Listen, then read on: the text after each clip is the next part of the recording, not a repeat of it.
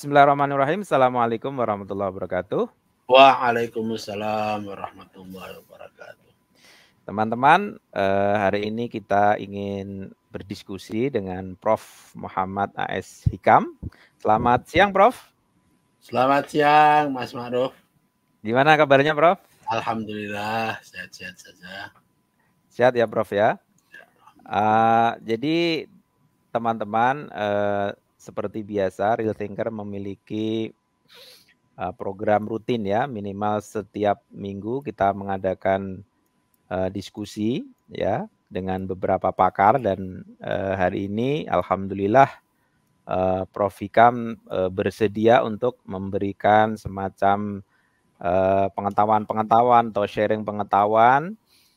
Mungkin juga ada beberapa hal yang beliau sudah sampaikan di channel-channel YouTube yang lain, akan tetapi kita ingin mengupas secara mungkin lebih up to date lagi, sehingga kurang lebih tulisan beliau tentang civil society itu masih relevan dengan kondisi yang sekarang. Sebagai pengantar bahwa tulisan dari Prof. Muhammad Hikam ini fokus pada civil society yang terjadi pada era Orde Baru ya, tetapi kondisi geopolitik yang sekarang ini mengharuskan wacana narasi civil society itu bisa berdialog ya dengan kondisi yang terkini. Seperti misalnya tentang kondisi konflik antara Rusia dengan Ukraina, kemudian konflik antara Israel dengan Palestina, dan juga konflik antara China dengan Taiwan. Nah, 3 konflik ini kurang lebih merupakan 3 variabel yang menantang terutama bagi bangsa Indonesia untuk merespon, di antaranya adalah politik bebas aktif, kemudian Indonesia sebagai pionir gerakan non-blok. Nah, dari sisi civil society kita ingin mengetahui bagaimana konsep civil society itu merespon terhadap kondisi geopolitik sekarang. Prof. Hikam, silakan untuk memberikan komentarnya. Ya, terima kasih, Mas Ma'ruf. Saya kira kerangka yang diberikan ini sangat relevan sekali, dan di dalam field of study international relation, di mana saya akhir-akhir ini bergelut ya sebagai ketua program studi IR International Relation di Presiden University, tentu juga mengajar di beberapa mata kuliah yang terkait dengan bidang tersebut. Maka salah satunya adalah apa yang disebut dengan dinamika dari Global South versus Global North. Nah, kalau Global South dan Global North tentu saja di dalamnya juga terlibat dengan apa yang disebut sebagai dimensi Global Civil Society. Ya, yang tentu berbeda sekali kondisinya antara Global North Civil Society dengan Global South Civil Society. Tapi bagaimanapun juga dari dua subtopik itu sendiri menunjukkan bahwa dinamika civil society itu tidak bisa diabaikan, dan bahkan kecenderungannya semakin berperan besar di dalam international relation. Salah satu sebabnya tentu adalah karena dinamika demokratisasi setelah tahun 90-an. Kemudian juga yang tidak bisa ditolak itu adalah perkembangan globalisasi, terutama melalui perkembangan kapitalisme global dan teknologi informasi yang semakin membuat dunia global itu seperti yang dikatakan oleh McLuhan beberapa puluh tahun yang lalu sebagai global village. Ya. Nah, oleh karena itu membicarakan IR atau international relation tanpa melibatkan fenomena global civil society itu sangat kurang.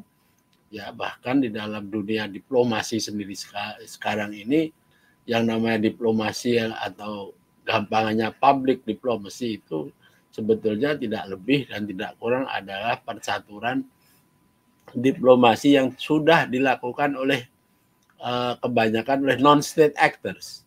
termasuk di dalamnya global civil society. Nah, kalau kita kemudian membawa ini kepada topik kita di siang hari ini, maka berarti kita akan membicarakan konteks global civil society pada perkembangan yang ada di negara kita sendiri atau di Indo-Pasifik dan lain sebagainya. Bagaimana global civil society atau perkembangan civil society dunia itu juga mempengaruhi apa yang terjadi pada civil society yang ada di Indonesia. Ya, dan itu saya kira akan sangat relevan karena kita sedang menghadapi dinamika politik terutama menjelang Pilpres ini, dan ke depan bagaimana demokrasi kita yang cenderung untuk mengalami setback ini apakah juga akan memanggil kembali gerakan masyarakat sipil, dan kalau iya kayak apa, apakah masih ada relevansi gerakan civil society zaman Orde Baru, atau kita akan menyaksikan the new phenomenon of civil society movement di Indonesia yang jelas memang sudah berbeda secara kuantitatif maupun secara kualitatif. Begitu, Mas Mar. Oke, Prof. Menarik sekali, Prof. Tadi tentang Global South, Global North, dan Global Civil Society.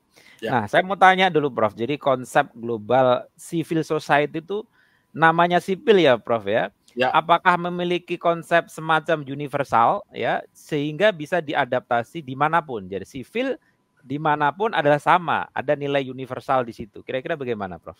Ya, saya kira kalau kita melihat berbagai macam literatur mengenai civil society di dunia, maka ada tentu saja yang merupakan fenomena universal, ada juga yang sangat kontekstual.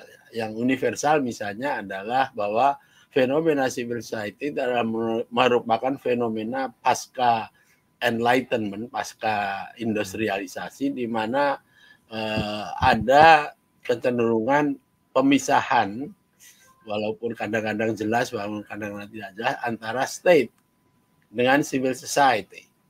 Ya, civil society merupakan aglomerasi atau kumpulan dari organisasi sosial, organisasi kemasyarakatan yang mempunyai ciri-ciri pertama adalah tentu keswasembadaan, kemudian yang kedua mempunyai kesukarelaan, yang ketiga tentu bersifat menghargai nilai-nilai hukum yang sudah disepakati, dan yang paling penting adalah independensinya atau kemandiriannya vis-a-vis state dan masyarakat politik. Nah, itu yang universal. Jadi dimanapun kalau ada fenomena social organization atau kumpulan sosial yang seperti ini, maka kita berarti melihat adanya masyarakat sipil.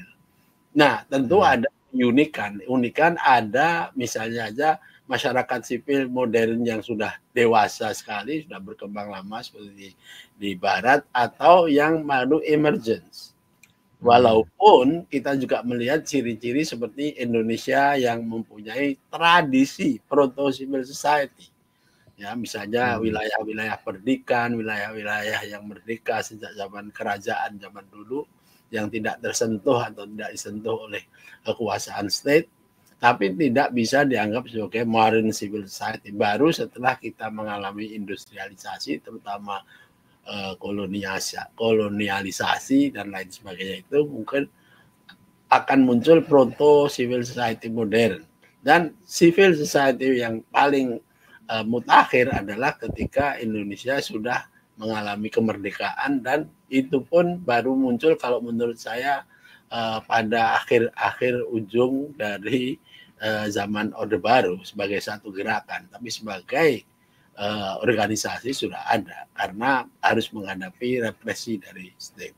Nah, kalau misalnya kita lihat di Timur Tengah, kekhususan itu makin jelas karena walaupun ada embrio begitu, tapi Timur Tengah, terutama negara-negara Arab itu kayaknya tidak mempunyai full blown civil society sebelum terjadinya misalnya saja katakanlah Arab Spring itu, karena di negara-negara tersebut state dan civil society atau masyarakat itu begitu jauh bedanya, ya, sehingga tidak ada intermediary organization, social organization yang seperti di negara kayak di Indonesia.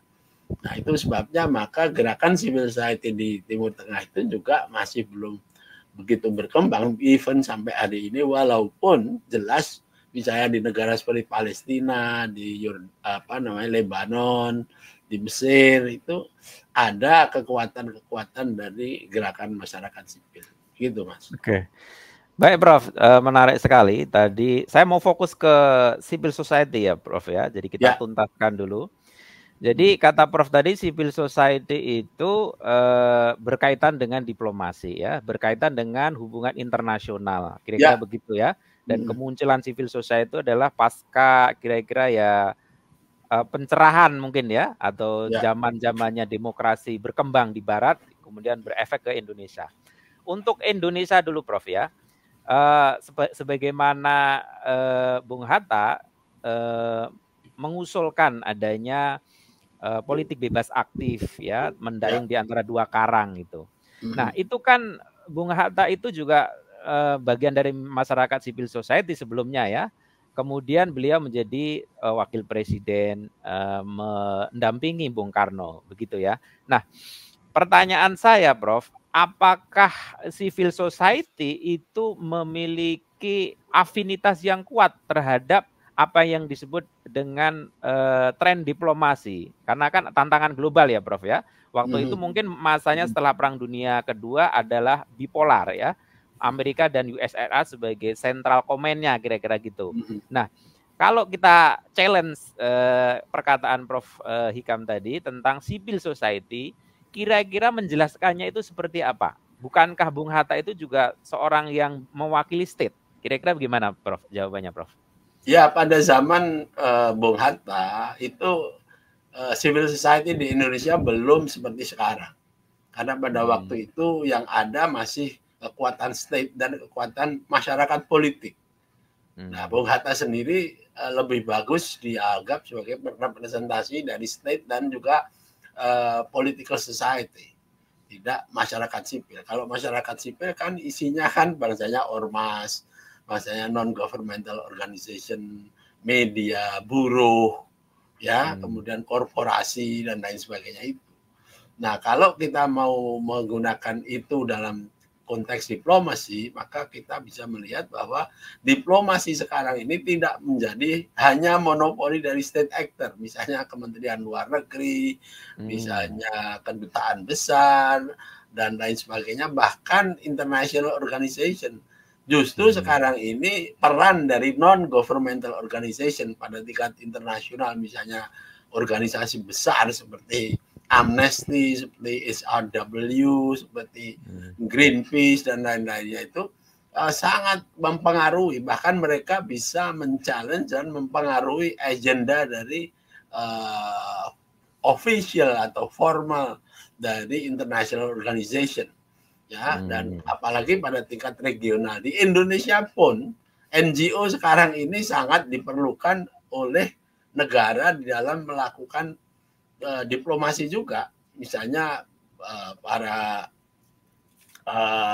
negarawan atau katakanlah para diplomat itu sering sekali harus mengadakan wawancara, mengadakan dialog, mengadakan diskusi, dan mengajak bahkan orang-orang dari non-state untuk berperan aktif di dalam melaksanakan diplomasi, terutama diplomasi publik dan diplomasi budaya. Nah, ini menunjukkan bahwa masyarakat sipil tidak bisa lagi diabaikan hanya sebagai penonton, apalagi hanya sebagai appendix saja. Nah, kalau kita mau agak sedikit ekstrim, ya, misalnya dalam kasus separatisme Papua, itu yang maju di dalam melakukan internasionalisasi kasus Papua yang membawa menjadi bagian dari pembicaraan wacana dan praktisi internasional adalah NGO itu. OPM-nya sendiri ya sudah ada, tapi tidak mungkin melakukan kampanye seluruh dunia. Yang melakukan itu adalah organisasi non-state yang mereka pakai baik apakah itu asli Papua ataukah orang-orang di luar negeri yang simpati kepada base di Papua. Oleh karena itu saya bisa mengatakan bahwa tren ke depan, tren globalisasi ke depan, bahkan pada era-era digital teknologi yang ke depan itu konvensional diplomasi itu hanya merupakan bagian yang sementara saja, karena itu untuk menunjukkan bahwa negara itu berdaulat. Tetapi aktor-aktornya justru adalah civil society, part of the civil society. Ini kita belum bicara tentang civil society yang orientasinya adalah individual. Misalnya prominent figures, mantan-mantan kepala negara. Itu juga sebagai diplomat yang efektif. Misalnya dalam konflik Israel-Palestina, siapa yang tidak tahu peran dari Jimmy Carter setelah beliau tidak jadi presiden, sebagai prominent figures yang kemudian melakukan diplomasi, apakah on behalf of the United States atau tidak, yang jelas beliau adalah non-state. Kemudian Al Gore sebagai duta Amerika di dalam environmental problem tingkat dunia, itu juga bisa dianggap mewakili state, tapi juga bisa mewakili non-state dan lain sebagainya dan lain sebagainya. Jadi memang ya kita setuju atau tidak, non-state actor terutama masyarakat sipil itu semakin lama semakin prominent trennya, dan bisa jadi kalau state tidak ikut di dalam memberikan akomodasi dan melakukan proaktif melibatkan civil society, mereka akan ketinggalan. Apalagi dengan adanya teknologi informasi. Diplomasi tidak perlu lagi seorang diplomat itu harus datang ke UN misalnya. Ya bisa ada aja di Jakarta, kemudian online webinar atau online statement yang bisa dilihat seluruh dunia. Tinggal sekarang sejauh mana pengaruh dari statement itu. Disitulah kita harus melihat dan mau mempunyai visi bahwa civil society dan anggota-anggota civil society itu barangkali ya akan menjadi satu aktor yang luar biasa. Belum lagi Mas ya, kalau kita melihat tren dari international extreme violence. Ini bukan lagi state aja yang berlaku, justru organisasi-organisasi bukan civil society tapi non-state actor ini juga makin luar biasa. Ya kasus ISIS, kasus Al-Qaeda dan lain sebagainya itu tidak mungkin hanya diselesaikan oleh power dari state, yaitu militer. Mereka harus juga melibatkan peran bagaimana ideologi radikalisme dan ideologi ekstrim itu bisa dibendung, dimitigasi oleh peran masyarakat sipil. Oke, Prof. Menarik, Prof. Jadi ada kata-kata Prof Hikam yang saya catat nih. Ada prominent figure ya, Carter, Al Gore, itu mungkin di Indonesia perlu juga dievaluasi. Nah, harus ya. Sebelum masuk ke OPM dan lain sebagainya, Prof, sebagai case study, saya ingin mengetahui, Prof, kita coba evaluasi di negara kita, bagaimana karakter diplomasi kita, apakah menurun atau naik ya di mata Prof Hikam ini. Kita coba perbandingan antara Orde Lama, Orde Baru, dan reformasi hingga sekarang, Prof. Kira-kira civil society yang diceritakan Prof Hikam tadi dan pengaruhnya terhadap karakter diplomasi Indonesia, itu apa ada semacam fluktuasi yang trennya itu menurun atau bagaimana, Prof? Ada sesuatu yang hilang atau bagaimana menurut pandangan Prof Hikam? Ya kalau kita mau jujur ya Mas Ma'ruf ya, tidak bisa membandingkan zaman Orde Lama dengan zaman dan Orde Baru dengan zaman sekarang, karena karena masyarakat sipil pada dua periode itu belum berkembang. Jadi bagaimana kita bisa membandingkan? Yang kita membandingkan adalah bagaimana pasca reformasi ini peran masyarakat sipil, tokoh-tokoh masyarakat sipil, apakah dia cukup dimanfaatkan atau tidak di dalam diplomasi kita. Nah ini ya yang harus kita lihat. Nah kalau kita lihat secara official, maka diplomat kita ini kan umumnya ya, saya tidak mengatakan semua, umumnya kan terdiri dari dua komponen. Komponen karier diplomat dan komponen partai-partai politik. Masih jarang dari orang-orang yang mungkin prominent kemudian ya karena misalnya tokoh media yang luar biasa seperti Adam Malik dan lain sebagainya itu kemudian menjadi apa namanya diplomat-diplomat yang direkrut ya, yang kemudian berkembang sendiri. Nah, ini yang tentu menjadi concern kita. Jangan sampai karena munculnya opening di dalam masyarakat politik, justru kita lupa bahwa ada komponen masyarakat sipil yang memang perlu diajak untuk lebih terlibat di dalam diplomasi. Karena tadi itu saya bilang bahwa diplomasi di dunia modern itu peran non state actor itu begitu prominent. Nah, salah seorang mahasiswa saya pernah membuat tesis tentang cultural diplomasi yang dilakukan oleh Indonesia. Salah satu problemnya adalah di dalam birokrasi diplomat di Indonesia itu orang-orang yang direkrut dari pakar-pakar seni itu masih sangat kurang. Nah, sehingga yang berperan misalnya ada pameran art, pameran festival budaya di luar negeri dan sebagainya, yang berperan adalah diplomat formal itu dan kadang-kadang hanya mengajak beberapa seniman, grup gamelan, grup wayang dan sebagainya itu. Tetapi mereka tidak expert di dalam bidang itu.